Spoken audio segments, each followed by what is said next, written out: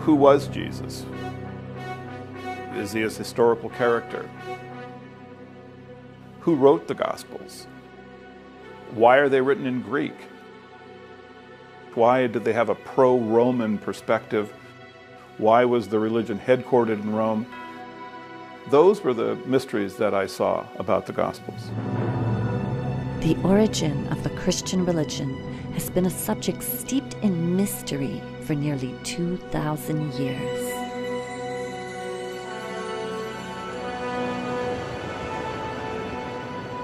Joseph Atwill is one of a number of scholars today from all around the world who are questioning the historic facts behind these ancient mysteries. When examining the actual history of this era, many of the answers provided by the Church and Christian scholars do not hold up to rigorous scrutiny. This is really important for our culture, to understand where Christianity came from. No doubt Christians have done a lot of good for the world, but then there are other Christians, often the most dogmatic, who create wars, hatred, and other harm under the disguise of religion. In studying how Christianity emerged, many of our scholars agree that it was used as a political tool to control the masses of the day, and it is still being used this way today. The problem is that Christianity has been used as a tool by government that uses the goodness in people against them. For example, support for the wars in the Middle East has been preached to evangelical Christians as a way to speed up the end of days.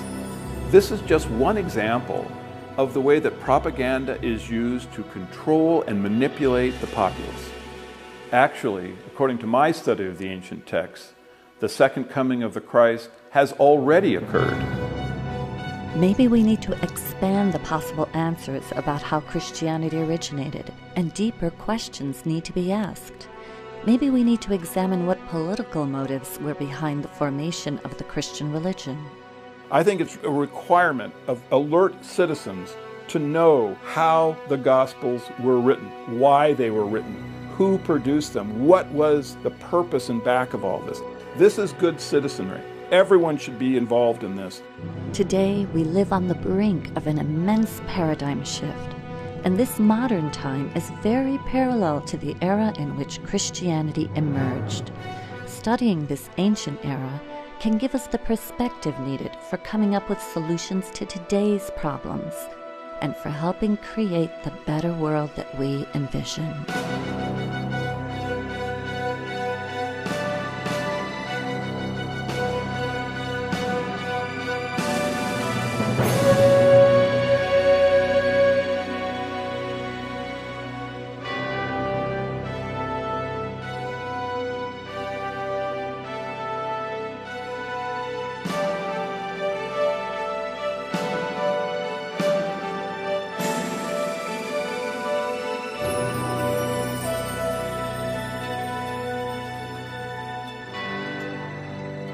And the penny dropped that Jesus, as a human being, never existed. The presentation of the Jesus character, it's somewhat of a composite of many messianic leaders of the time. Well, let's just go back to the drawing board, and we'll leave aside all of the assumptions of Christian history, and let's just look at the text afresh and consider every possibility. Let's open the whole game up. Can you think that Christianity is really paganism by a different name? Now it feels completely obvious. Some of us are saying that this was a sun god turned into a Jewish man. In all of this, we're dealing with literature. We're not dealing with history. So the answer is no, there is no history to this character of Jesus. It's entirely a literary creation. Some of our Bible scholars are mavericks, working outside the restrictions of mainstream religious institutions. This allows them the freedom to provide fresh insights and draw some startling conclusions about how Christianity was formed.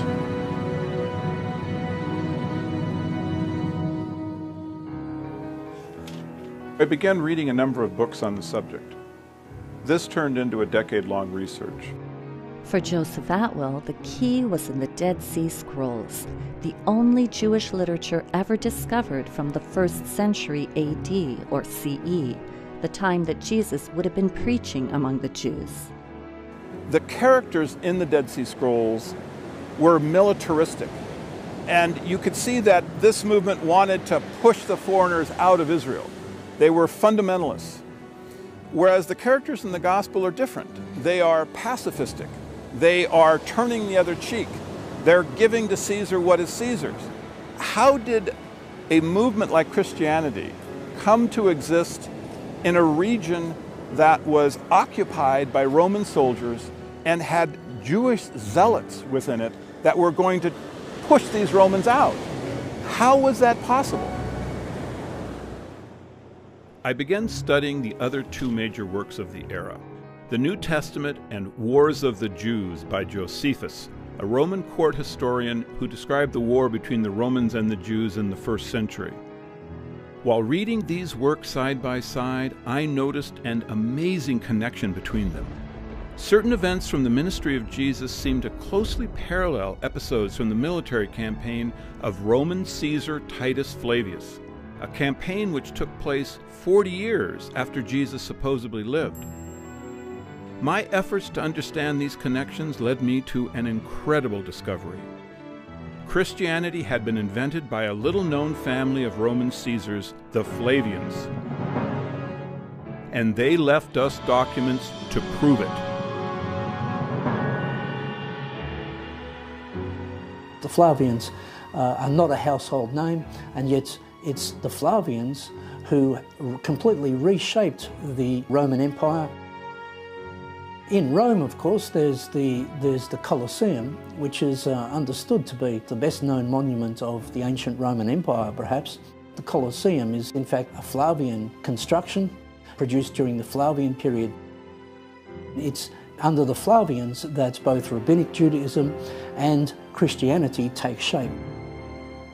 Why would the Flavians be interested in creating religions? Much like today, their era was marked by political power struggles, a bankrupt economy, religious conflicts, and endless wars. In the midst of this turmoil, the Flavians seized control of the Roman Empire and ushered in an immense paradigm shift. To understand the Flavians' rise to power, we need to go back to the reign of the previous powerful rulers, the Julio-Claudian dynasty. Beginning with Julius Caesar in the year 49 BCE, the Julio-Claudians ruled Rome for over 100 years, transforming the government from a republic into an empire. This family contained all the famous Caesars: Julius, who predated the time of Jesus; Augustus, who was Caesar at the time of Jesus' supposed birth; Tiberius, who ruled during Jesus' supposed death, followed by the infamous Caligula; then Claudius, and ending the Julio-Claudian dynasty with Nero, whose reign begins in 54 CE. The Julio-Claudians enjoyed a godlike status until the family degenerated and began to damage the Roman Empire. By the time of Nero, his famous decadence was bankrupting the empire, and the Jews of Judea were staging a huge rebellion against their Roman rulers. Judea was one of the many conquered provinces that made up the Roman Empire. This region, which was also known as Palestine, was controlled by a family that served as Rome's tax collector, the Herods. They were a Greco-Arab family, somewhat possibly Judaized, though only Judaized when it was convenient to please the subjects they were given, who were put in power in Palestine and destroyed the previous Jewish ruling family, the Maccabean family, root and stalk. Besides being heavily taxed and ruled by a non-Jewish family put in power by Rome, the Jews were further inflamed by the requirement that a statue of the Caesar be placed for worship in every temple throughout the empire. In the Roman Empire, you could pretty much have any god you want But legally, you had to submit to the emperor as a god as well. You had to at least acknowledge that the Roman leader was also a divine figure. But the Jews would not have any of it. It's fundamental to Jewish belief that you shall make no graven images. It's one of the commandments given at Sinai by God. So the Jews never made representations of God. The Jews had a very different type of religion. They had a religion which was much more focused on the book and less focused upon cultic statues. This presented a real problem for the Romans. They tried to install statues of Caesar, but the Jews weren't going to buy that at all. In fact, it aggravated them. It enraged them. And the Romans really, I think, didn't understand this. It's not statues, it's books. And those books contained what are known as the Jewish Messianic prophecies. The thing that most moved the Jews' revolt against Rome was an obscure prophecy from among their writings that a world ruler would come out of Palestine. Holy books inspired the Jews to expect a redeemer who would redeem Israel, rescue Israel, restore Israel to power and leadership in the world. The Messiah that the literature described was a warrior.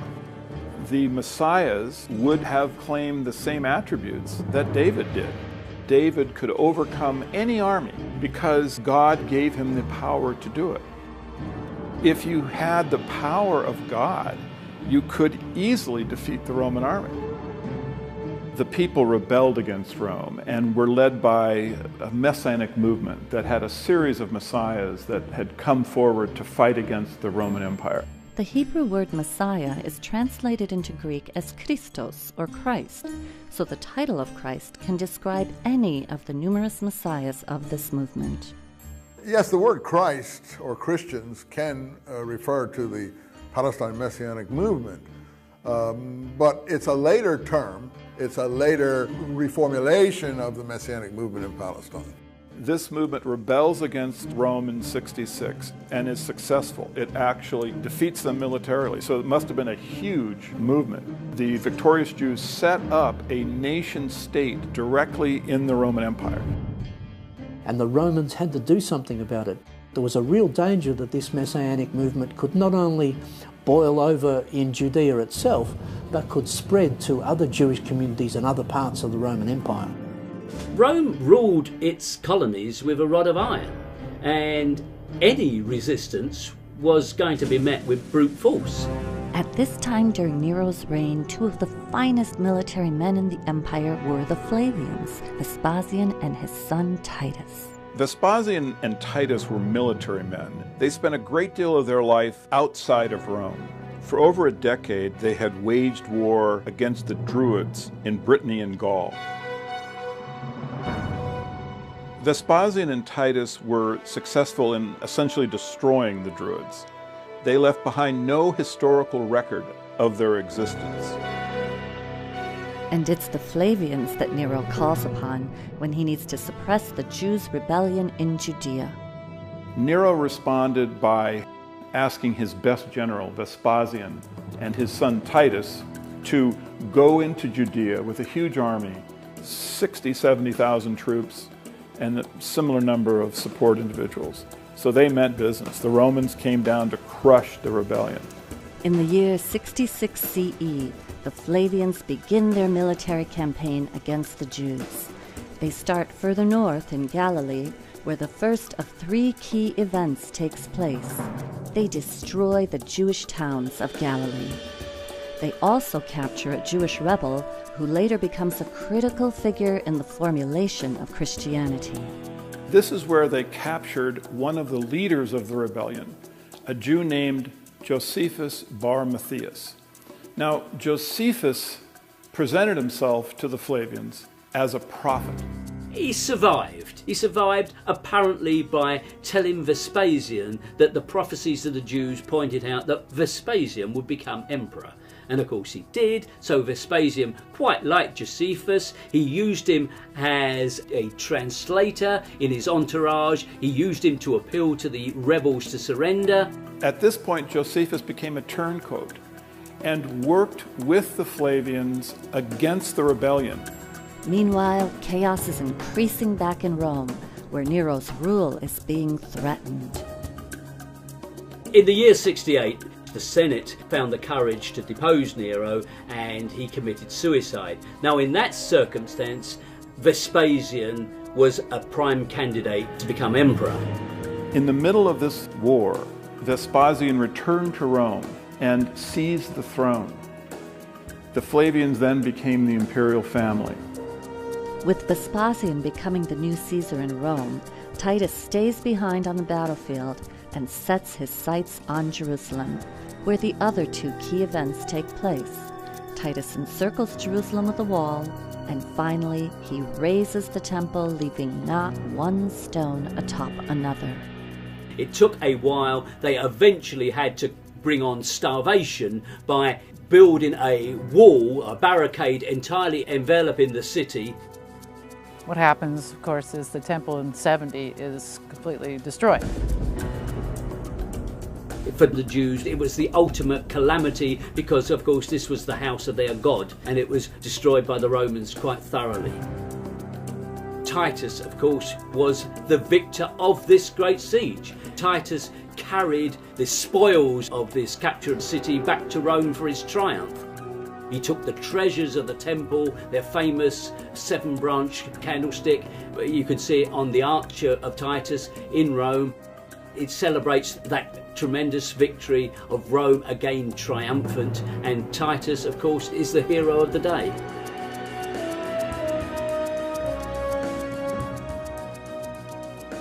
All of the artifacts from the temple that they seized, they put on public display in what they refer to as the Palace of Peace, except for one item. The Jewish scripture, Josephus records that the Flavians took and placed in their private palace where no one was allowed to see it. Although Titus Flavius successfully ended the rebellion in Judea, another rebellion soon broke out in Alexandria, Egypt. The Flavians were clear that this was not the end of the Jewish Messianic movement.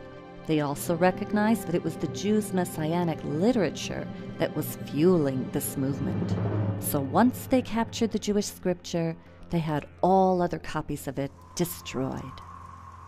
And that's why the Dead Sea Scrolls had to have been buried in a cave, because that was the only way they could be safe from the Roman destruction. There was not a single scrap of literature found from the Messianic movement until the scrolls were discovered. That's why they're such a treasure, because they're the only real voice of the Messianic movement that we have. And the real voice of the Jews' Messianic movement, according to our scholars, was violent and militaristic, not the pacifistic version depicted in the Gospels. War against Rome was a Messianic war. So that's why I say that the scrolls are not only the literature of the Messianic movement in Palestine, they're also the literature of the war against Rome. The Romans needed to subdue the Jews' religion, so they set about influencing it and changing it. They realise they can't destroy the Jewish religion altogether. That's not their objective. They realise they're sensible enough to realise that they can't do that. So what you have to do is try to create a type of Judaism that is benign. And it's exactly coinciding with the rise of the Flavian dynasty is the arrival of two benign forms of Jewish ideology. It's during this period that a new literature enters history, which describes a peace-loving, turn-the-other-cheek preaching Jewish Messiah named Jesus Christ. But if the Flavians wrote the Gospels, how could a Roman family know how to write Jewish literature that refers to Jewish prophecy? The answer lies in the Flavians' collaborations with a number of Jewish intellectuals, beginning with their own court historian, Josephus. Josephus arrives back in Rome with Titus. He becomes an adopted member of the Flavian family. An amazing turn of events for the Jewish turncoat. He becomes Flavius Josephus. Josephus at this time begins writing the history of the war, and he records that Titus gave him the Jewish scripture. Josephus's histories have always been associated with the origins of Christianity. Time and again you can find parallels between what Josephus writes and what turns up in the Gospels. It's a powerful evidence of their true origin. In reading the works of Josephus side by side with the Gospels, scholars have noticed parallels between the two works. It appears as though the history of Josephus records events that fulfill the prophecies of the Old and New Testaments. Early Christians understood this connection. In fact, when the Bible first began to be printed in the Middle Ages, it included the history of Josephus.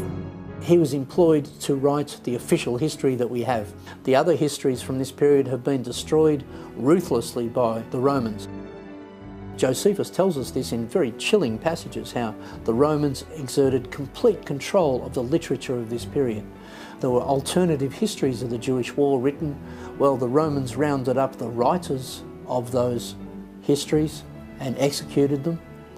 They rounded up all the copies of those histories and destroyed them. That is to say, they ruthlessly wiped out any alternative history, so that the only history we have is written by Josephus. And let's remember who Josephus was. Chief propagandist of the Flavian dynasty, and he was very, very successful. He moved back to Rome. He was given an apartment in the emperor's own townhouse, and he was appointed the chronicler of the Roman Jewish War, using Vespasian's own diaries of the events.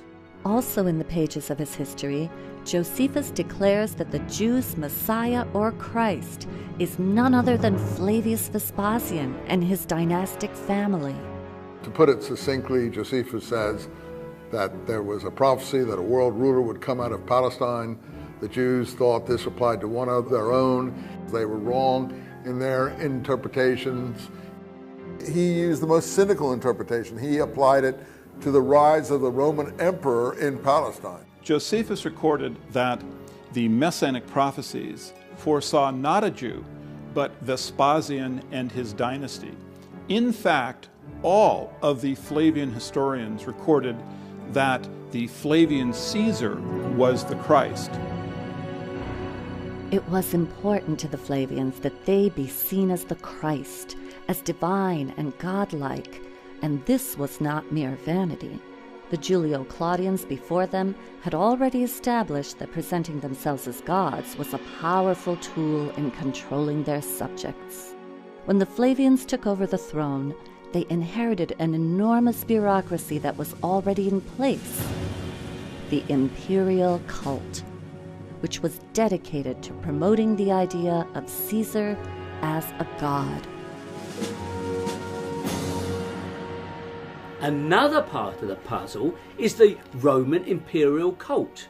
Why is it important? Well, because it coincides with that same period of time as the emergence of the Christ cult.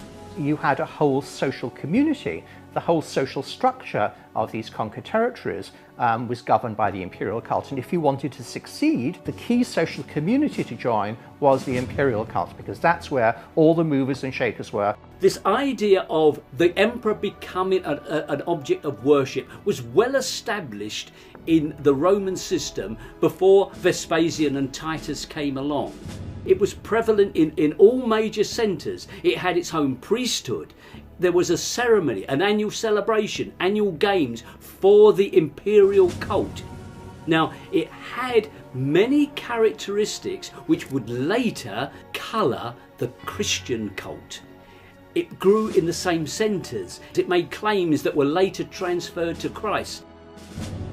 The Julio-Claudians had claimed that they were of divine descent and that they were therefore legitimate. Their power base was the Roman aristocracy, the Roman nobility.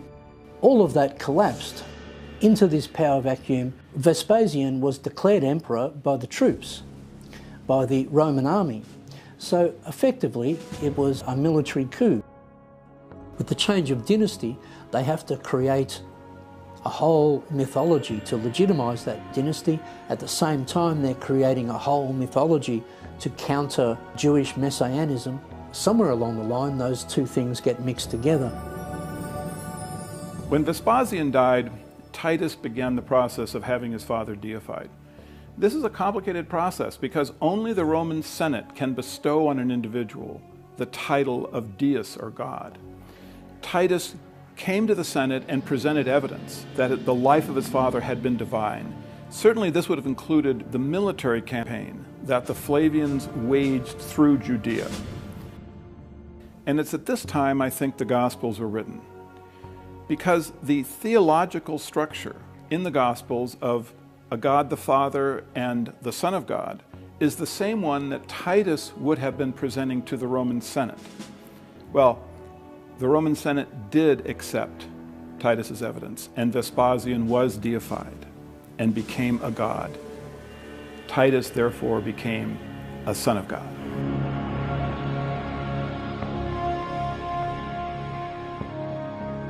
The Arch of Titus that still stands in modern Rome today is inscribed with a dedication to the divine Titus, son of the divine Vespasian, or son of a god. This imperial cult, set up to worship Caesar as god, also provided the basis for the structure of the Roman Catholic Church. Now, the rituals, paraphernalia and symbols of paganism were transferred wholesale to the Christian church. The most obvious and clear example is where the title of the pagan chief priest of Rome, the Pontifex Maximus, became the title of the Pope, the Christian Pope. If you look at who held the original bishop positions in the Catholic Church in those early times, you will see that they are members of the same pagan aristocracy. They simply changed their clothing a little bit. They wore the same garments, but they wore slightly different headdresses. They had become from being a priest of a pagan cult to being a priest of Rome. Where the Vatican now stands, there was once a pagan temple which celebrated the mysteries of a dying and resurrecting God-man who wasn't Jesus. There are many churches in Rome, I've been to a few, where you go above into the church and there's Jesus, and you go underneath and there's a little sanctuary of Mithras, and it's basically the same figure. So the Roman plot to invent Christianity is just so clever when you think about it. Through the Pope, who is God's representative on earth, they no longer needed expensive standing armies, wars and punishment of disobedient peasants. They could, through religion, rule their subjects.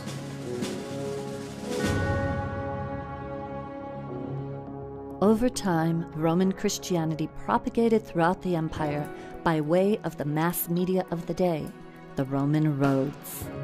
The Romans must have approved of this new religion because, as some scholars ask, if the Gospels really were Jewish literature about a Roman sentenced criminal, why wouldn't they have been destroyed? One of the really surprising things for me was to realise the extent of Roman control of propaganda and of literature. So that when you suddenly get all of this Christian literature arising in this period, one has to ask, well, how did that happen? The conclusion that one has to reach is that that could not have happened without some degree of complicity on the part of the Romans, so that one is led to the conclusion that the Romans must be involved in the production of this literature.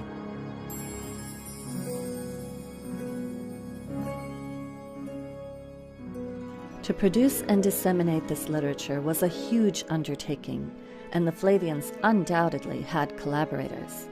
We know they were funded by the wealthiest family in the world at this time, the Alexanders, a Jewish family who served as Rome's tax collectors in Egypt.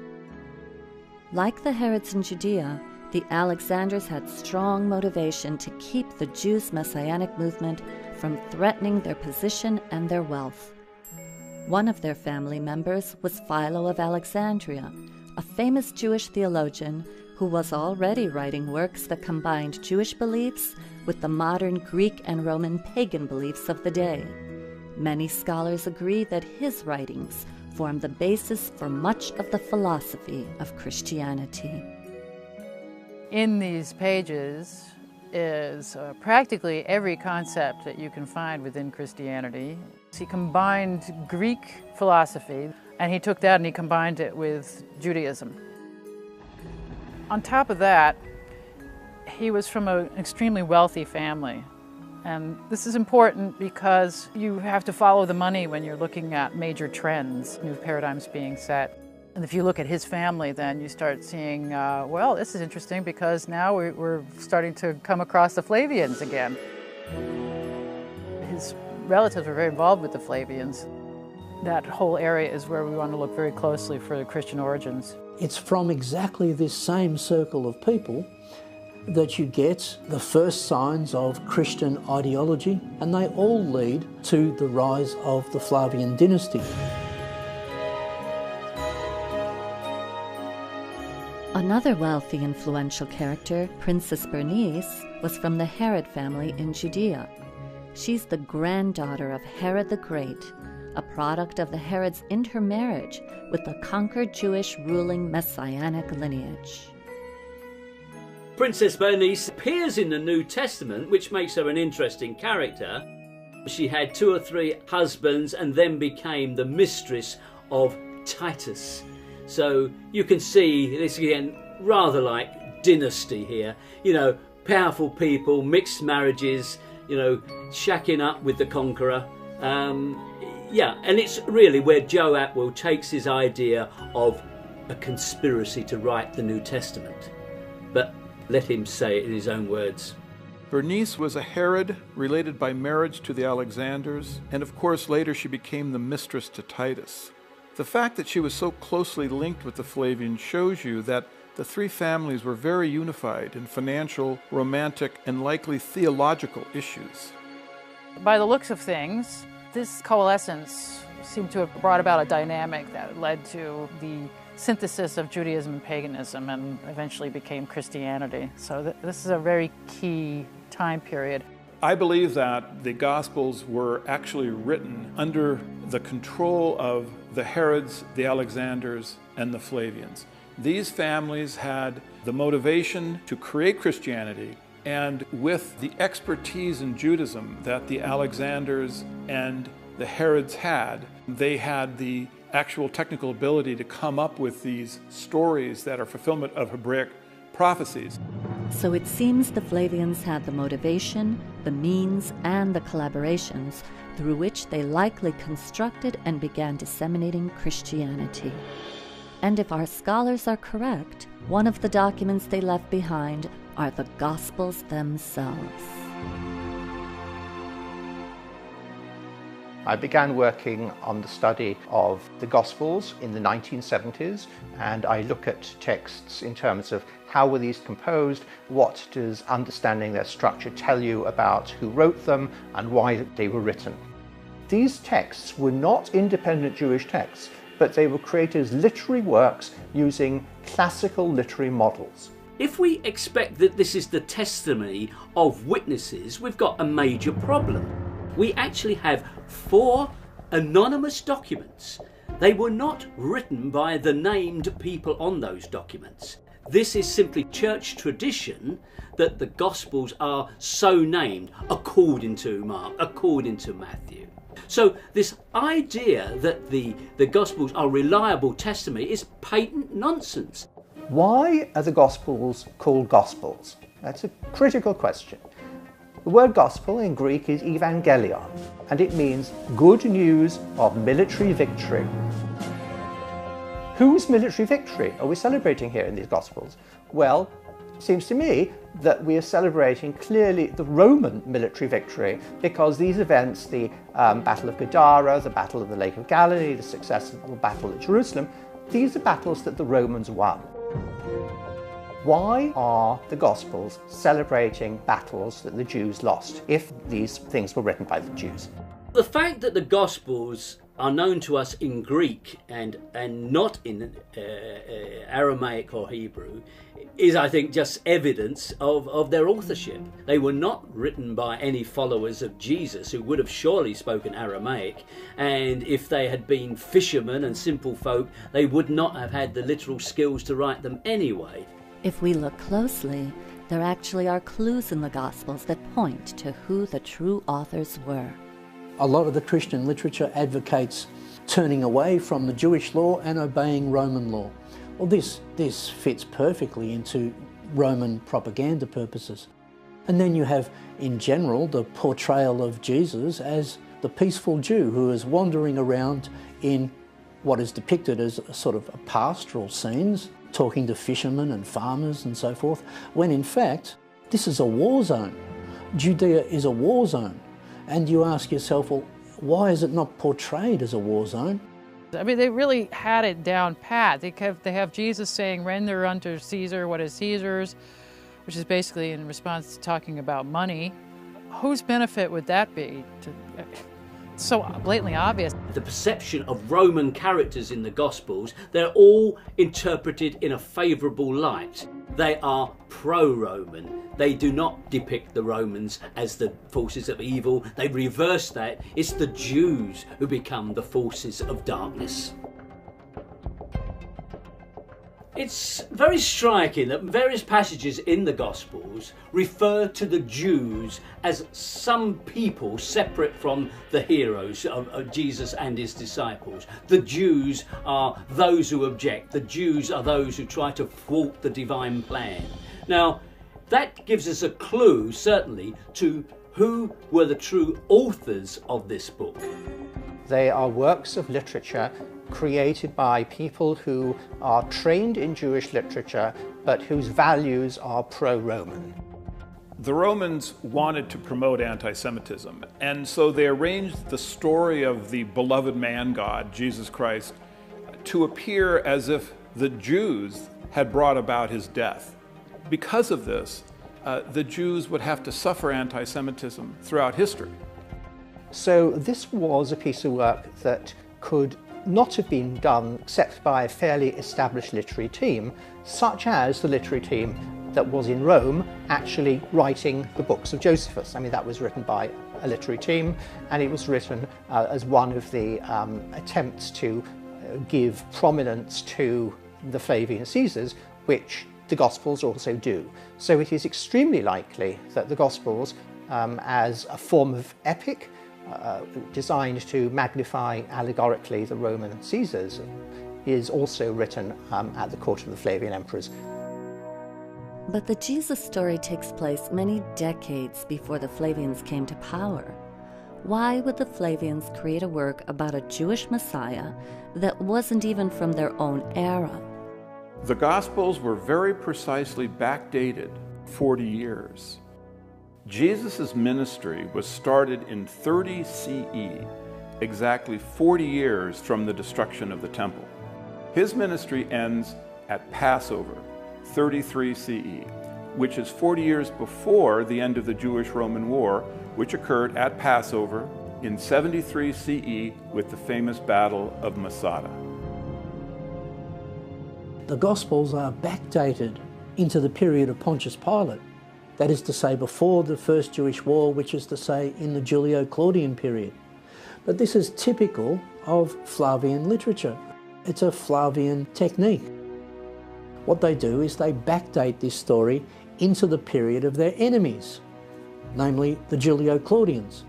And so, generation after generation of Christian scholar and even secular historians go hunting in the Julio-Claudian period for the origins of the Gospels.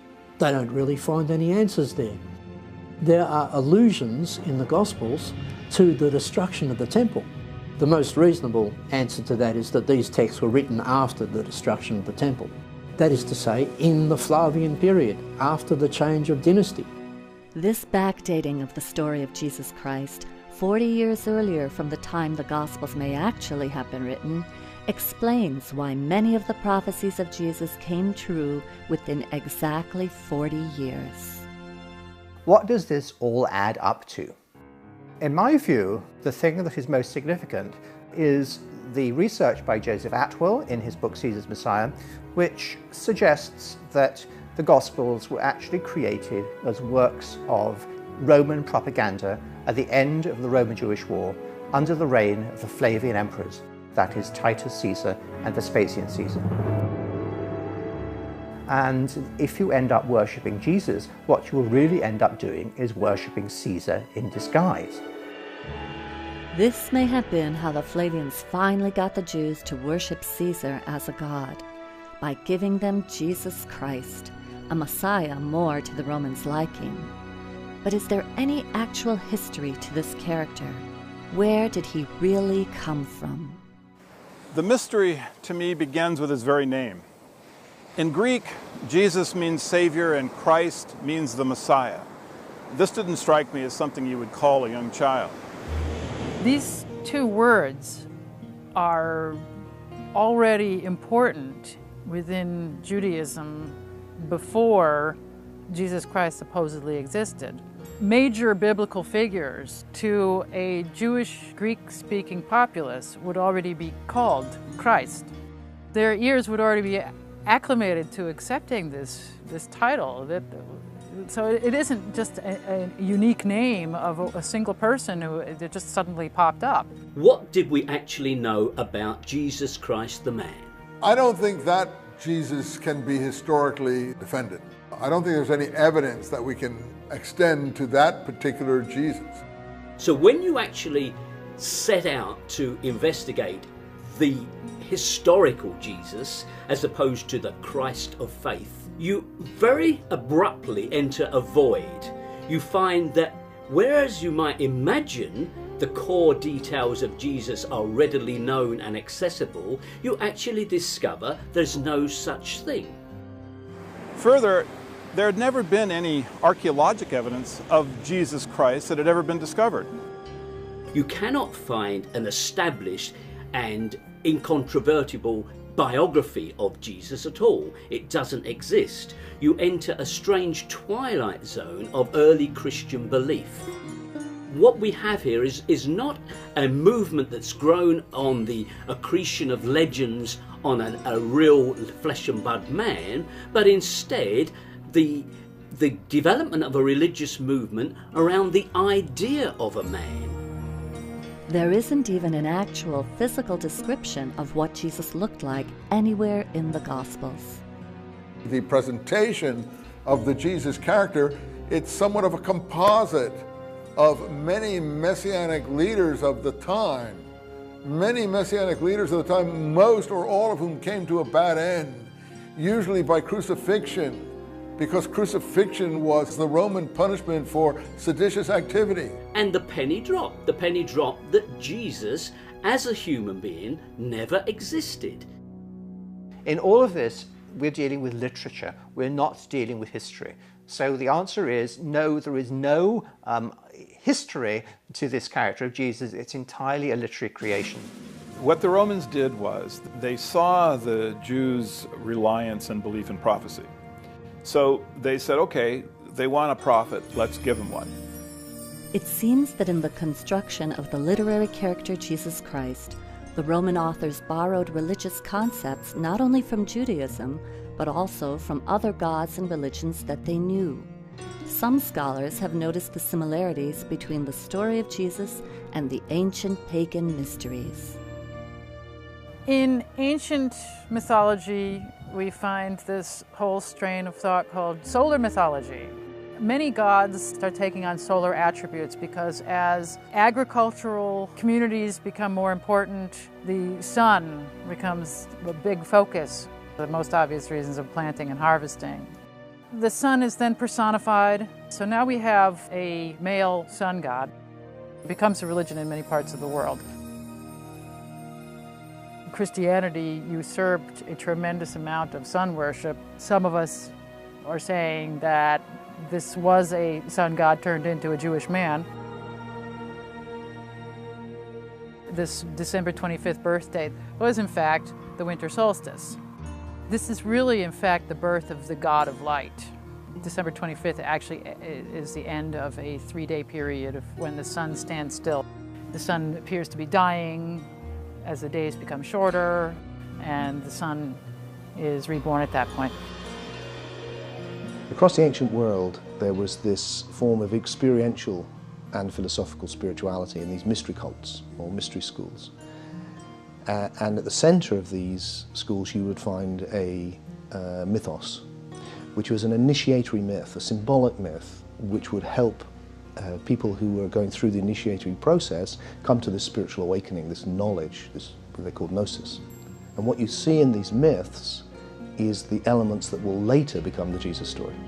Let's ask the question, is Jesus developed from pre-existing literary characters? Jesus has certain episodes in this so-called life, and each one of them can be traced to a prior representation of that type. If you look at the elements which we found in the pagan mystery school myths, you find the story of a dying and resurrecting Son of God who's born of a virgin, has 12 disciples, turns water into wine at a wedding, it brings a new religion of love, is accused of heresy or of provocation by the authorities, is put to death, sometimes by crucifixion. And then if you want to commune with the God-man, you take bread and wine, and then you can come to eternal life. Well, all of this is, of course, Christianity. Easter itself is a long pre-Christian celebration of the resurrection of spring from the death of winter. This is an ancient shamanic rite you'll find all over the world, that you go through a ritual death where you get reborn, but you're reborn as an awake being. So you've died just to your lower nature and woken up to your higher nature. You can find them in the Old Testament, in the Jewish mythology as well. It isn't just pagan parallels. I mean, the New Testament, for example, the Ascension. We have an ascension with the Old Testament figure of Elijah, and it's a very dramatic ascension. Elisha-Elijah cycle. These are two Jewish prophets, one followed on from the other, which have many of the story elements found in Jesus. For example, there is a multiplication of food miracle, there is a raising of the dead miracle, there is a water miracle, there is ultimately an ascension to heaven miracle. Is this fulfillment, or is this simply copying of a useful theme? You can see where they just used Old Testament characters and scriptures as a blueprint to create this new one. A lot of the ethics of Christianity actually were around before Christianity. Do unto others as you would have them do unto you is in fact from the Old Testament. Jesus didn't make that up. Many of the other aspects of Christian ethics, many things which we might like to applaud as very good aspects of Christian ethics, can be found in the Stoic philosophy in Rome, which, by the way, was exactly the philosophical and ethical school promoted by the Flavians. There's little that is original about Jesus.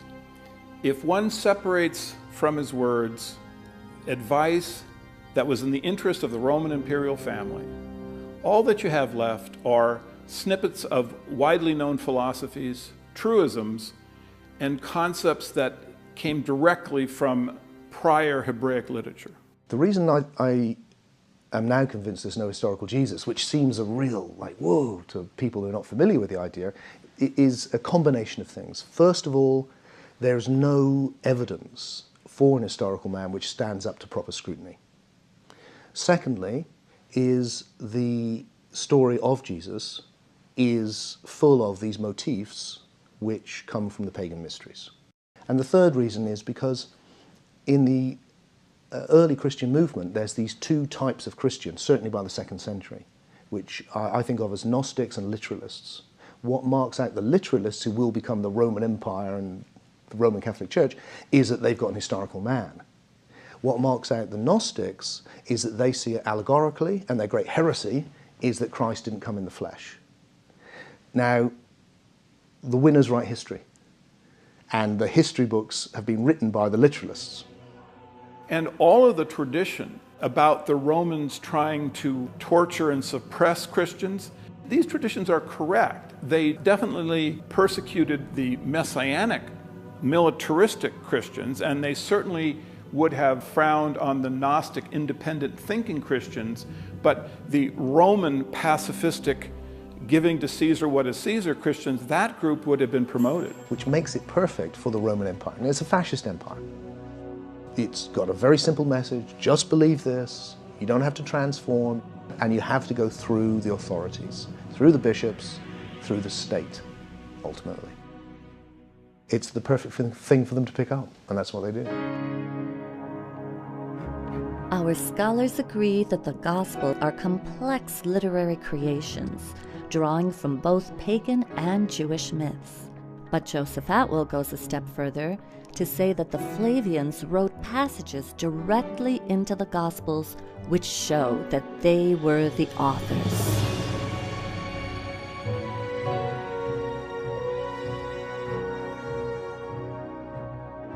One of the most famous prophecies that Jesus makes is about the coming of someone he refers to as the Son of Man. Now, many people believe that he's talking about a second coming of himself, and many people believe that this is going to occur some point in the future. Well, the fact is, this coming of Jesus has already occurred. Jesus makes very specific prophecies as to what will happen when the Son of Man makes his visitation. He refers to three key events. The Galilean towns will be crushed, Jerusalem will be encircled with a wall, and the temple will be razed, leaving not one stone atop another. He also states exactly when this individual will come. He says that the Son of Man will appear before the generation that is alive and listening to Jesus' words passes away. Now, to Jews of this era, a generation is 40 years.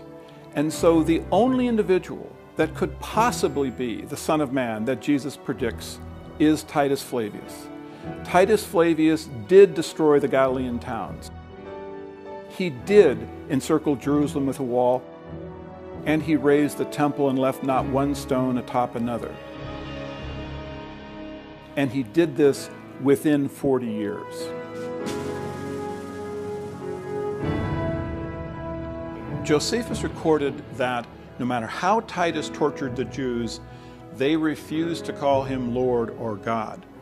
So to circumvent this stubbornness, the Flavians wrote the Gospels, in which a Son of Man was predicted to come in the future.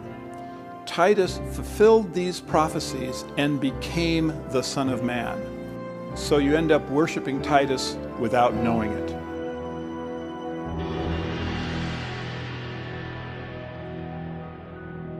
To further support his thesis that the Flavians originated Christianity, Joseph Atwill points to the Roman Catholic Church's earliest saints, known as the Christian Flavians.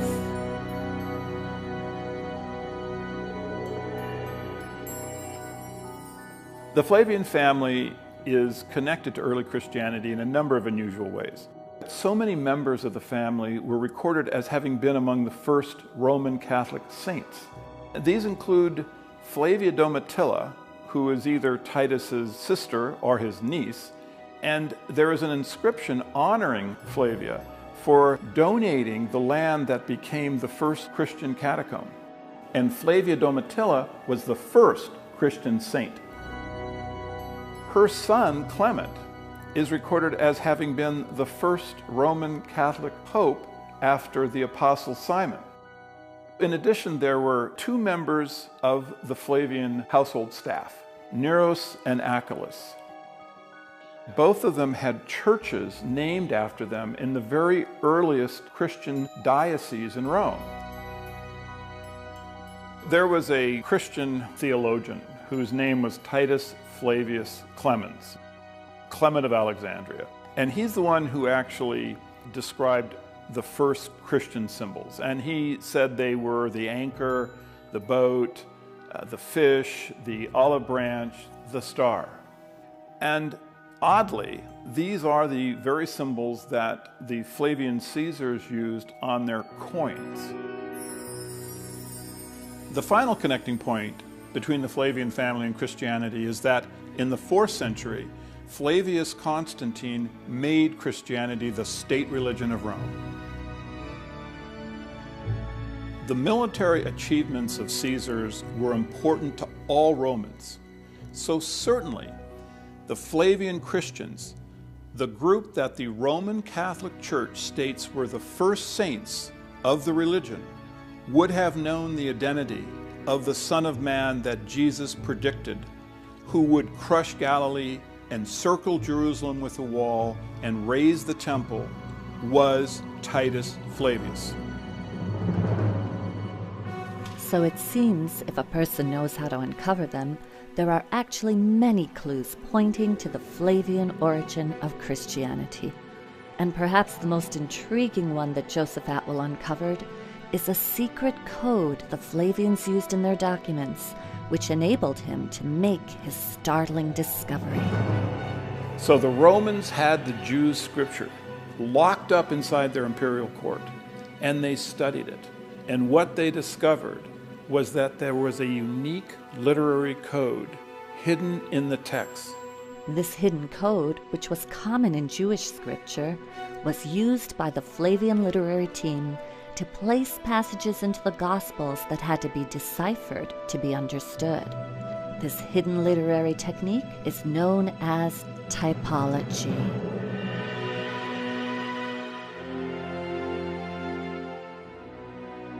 Typology is used throughout the ancient Hebraic literature. And it's a genre that is really no longer understood or used today. But simply put, typology is using events from the past to provide form and context for subsequent ones. What we're talking about is stereotypic. In other words, there's an idealized prototype which shows certain characteristics or performs in certain ways. For instance, one of the things they do is they take an old story and they retell it in a new form. And they superimpose contemporary history upon old stories. And they create these multi-layered texts. In Hebraic typology, texts were designed to be read in comparison to one another, or intertextually. And in doing so, a meaning that would not be visible in the surface narration would become apparent to someone who understood the typologic connection between the stories. Hebraic typology connects prophets. Events from the life of one prophet are placed into the life of a subsequent prophet. And this shows that there is a divine pattern established by God connecting his prophets to one another. The Gospels actually show how we can decipher for ourselves this hidden code or typology that was used to create the Jesus story.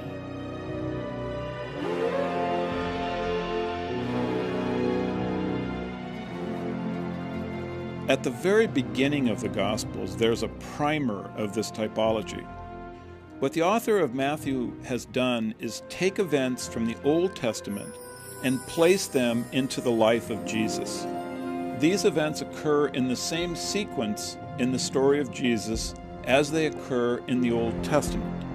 Numerous Bible scholars had already identified the following parallels. Both stories have a patriarch named Joseph who travels from Israel to Egypt, a ruler who massacres innocent boys, a divine character who states that all the men are dead who sought your life, and then a return from Egypt to Israel. This is followed by events which have passing through water. In the Old Testament, the Israelites pass through the Red Sea. In Matthew, Jesus is given a baptism in which he passes through water. We then travel into the wilderness. The Israelites are in the wilderness for 40 years. Jesus goes into the wilderness for 40 days. Finally, we have the three temptations. In the Old Testament, we have the temptation by bread, the statement, "Do not tempt God," and the commandment to worship only God. These appear again in Matthew, where Jesus is tempted by bread, tells the devil, "Do not tempt God," and instructs him to worship only God.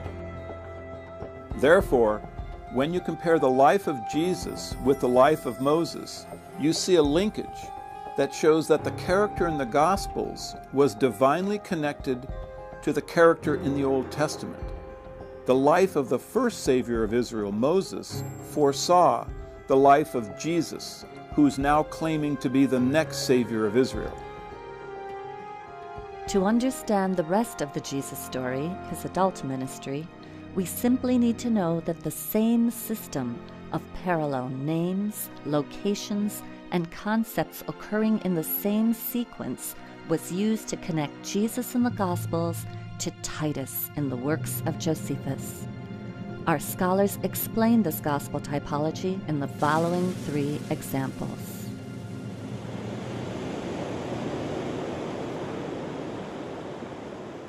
Jesus comes to the Sea of Galilee at the beginning of his ministry.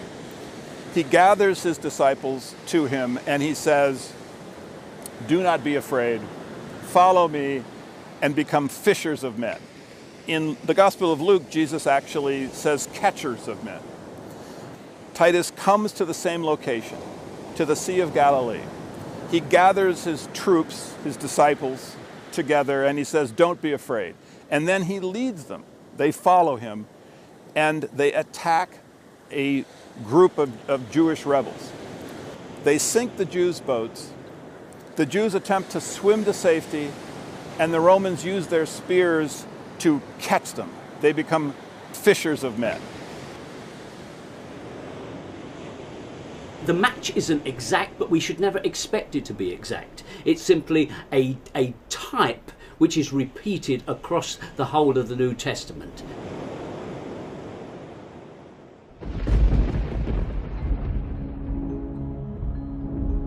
Jesus is constantly dealing with devils. Josephus also deals with devils, but Josephus defines who these devils are. He states that the devils are those individuals who have a rebellious spirit and rebel against Rome. At Gadara, Jesus encounters one man who has a legion of demons inside his mind. They then are driven out by Jesus. They infect a herd of swine, and then this herd rushes wildly into the water. This is a parallel to Titus's battle at Gadara, where one individual infects an entire legion of Jews with his demonic spirit, and then that group in turn infects another group, and this combined group is driven by the Romans into the sea. What's being suggested here is that this story that you find in the Gospels is in some ways sort of like a grim parable about that military event. It's sort of like a bit tongue-in-cheek, I think. The Romans had a vicious sense of humour like this, a very black sense of humour.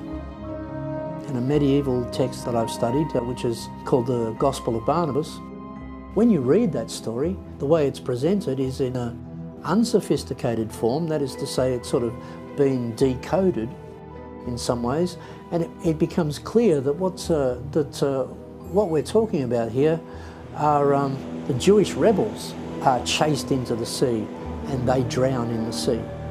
In the Gospels, these are presented as pigs.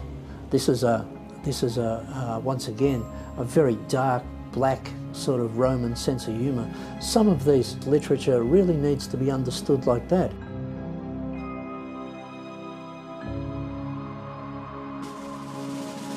In Josephus's biography, he describes when he was in the entourage of Titus during the closing stages of the siege of Jerusalem, he chanced upon 3 of his friends who were being crucified. And he pleaded with Titus for their release. And Titus gave that permission, and the 3 figures were removed from the cross. 2 of them died, and 1 revived.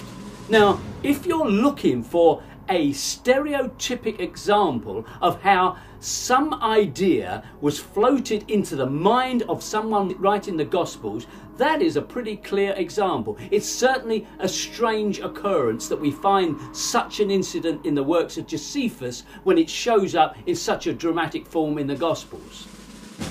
In the Gospels, Joseph of Arimathea asked the Roman commander to take Jesus down from the cross. In Josephus's history, Joseph Bar Matthias asked the Roman commander to take someone down from the cross. Arimathea is a pun on Josephus' last name, Bar Matthias.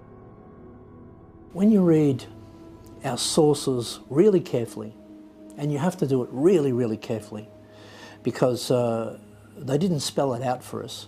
It's effectively very well hidden. We have to understand that our literature, a lot of our literature is essentially propaganda. The Romans are not writing objective history, and all of our literature has been through Roman filters. Perhaps that's the significance of the Dead Sea Scrolls, that this is literature that hasn't been through the Roman filters. It's important to realize that Josephus wrote in an era when allegory was regarded as a science. Educated readers were expected to be able to see another meaning in religious texts than the one that appeared in the surface narration. We're dealing with Roman literature on the one hand and Jewish literature on the other, and it has to be said that in both cases they're much more sophisticated, much more multi-layered and elusive and much trickier than modern readers suspect. No, it's not a simple literature. It's very, very complex, allegorical literature that indulges in the literary games that the Romans played. The more you understand about Roman literature in this period, and then you place the Gospels and other Christian literature in that same milieu, you can start to see the games that are being played in that literature. Now, these parallels have been seen by other scholars, but what they failed to notice is that they occur in the same sequence, and thereby they create a typologic pattern. The Flavian thesis, it's trying to read these texts in context, because in any given text, you've got the text in the first instance, and then you've got the context, the environment in which it happens, and of course in all of these texts also you've got a subtext. So you've got text, context and subtext, and you have to be able to read all of those things. And unfortunately, many religious people who are coming out of seminaries, who are coming out of religious colleges, they're just not being trained in this sort of level of reading. They're instead being trained to just read on one level, which is a literal level, and I think that that's very unfortunate, and that really needs to be challenged. By studying the multiple layers in these ancient texts in the original Greek language, Joseph Atwill was able to discover not just a handful, but over 40 typological parallels between the Gospels and the works of Josephus, which show that the ministry of Jesus Christ followed in exact sequence the military campaign of Titus Flavius, through parallel names, locations, and concepts. Once I understood the system that the Flavians were using to link Jesus and Titus, I was able to discover dozens of these parallels between Jesus and Titus. And what was amazing is that they occurred in the same sequence. And this simply proves that this was deliberate, that these unusual parallels had been created by the Flavians as a signature. It is their way of telling posterity that they authored the Gospels. These parallels are the Flavian signature of the Gospels.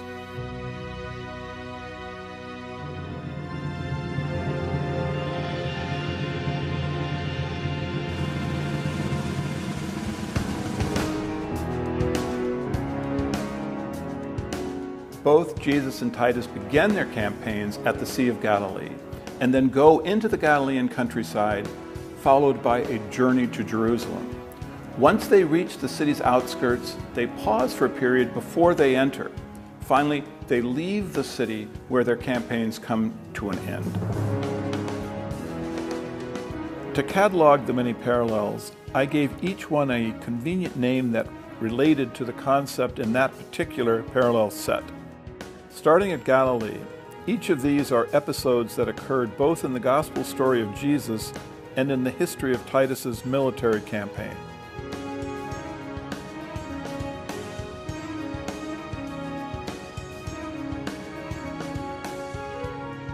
Both Jesus and Titus journey to Jerusalem, each sending messengers ahead to meet him when he gets to the city.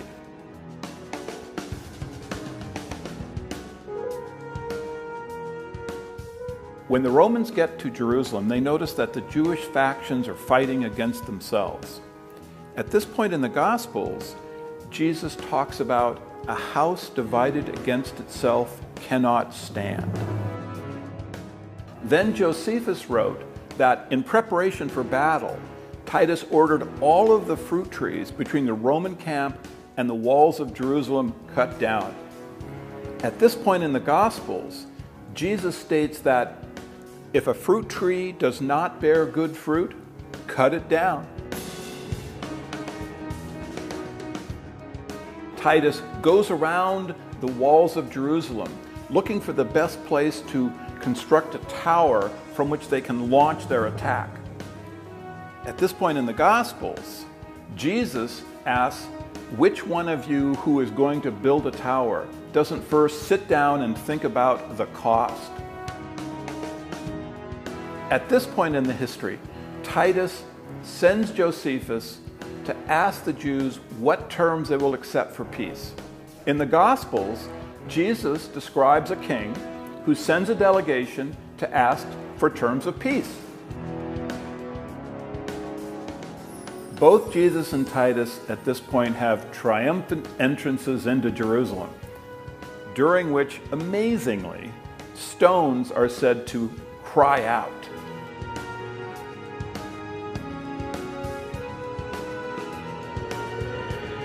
Each then drives a den of thieves out from the area in front of the temple.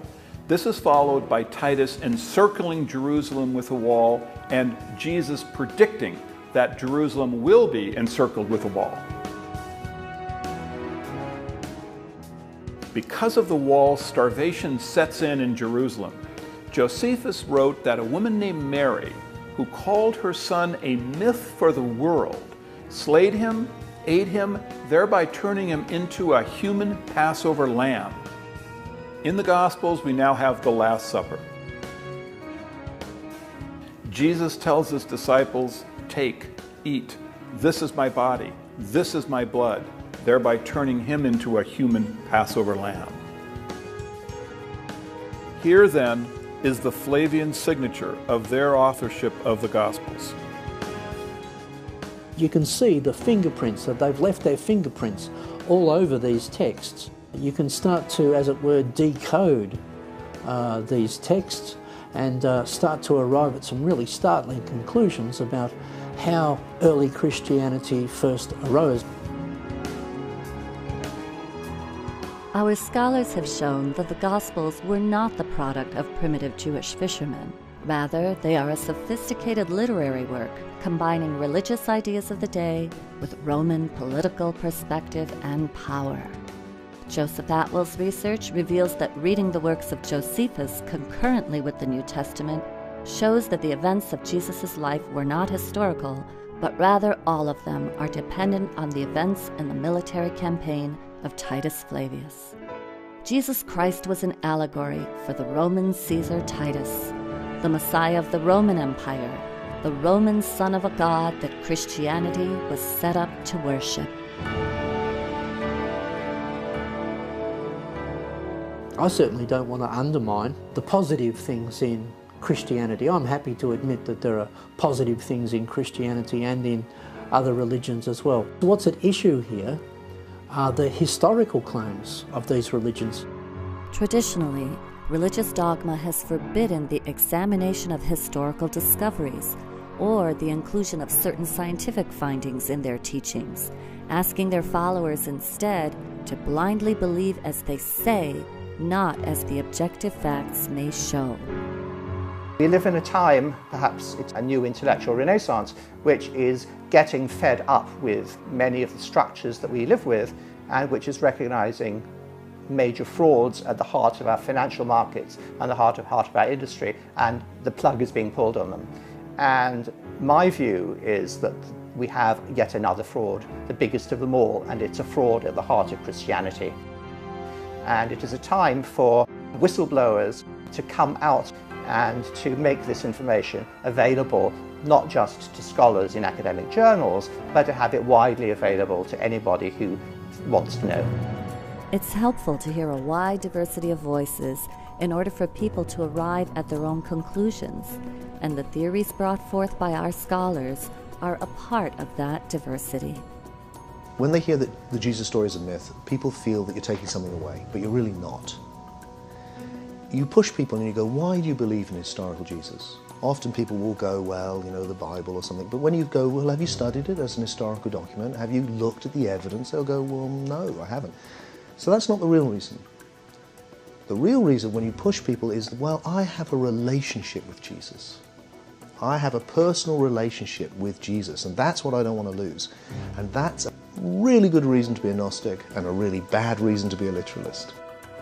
The Gnostics, as well as pre-Christian pagan mystery schools, believed that the myth of the dying and resurrecting God-man was an allegory to be used for personal growth, to die to their lower nature and arise to their higher nature.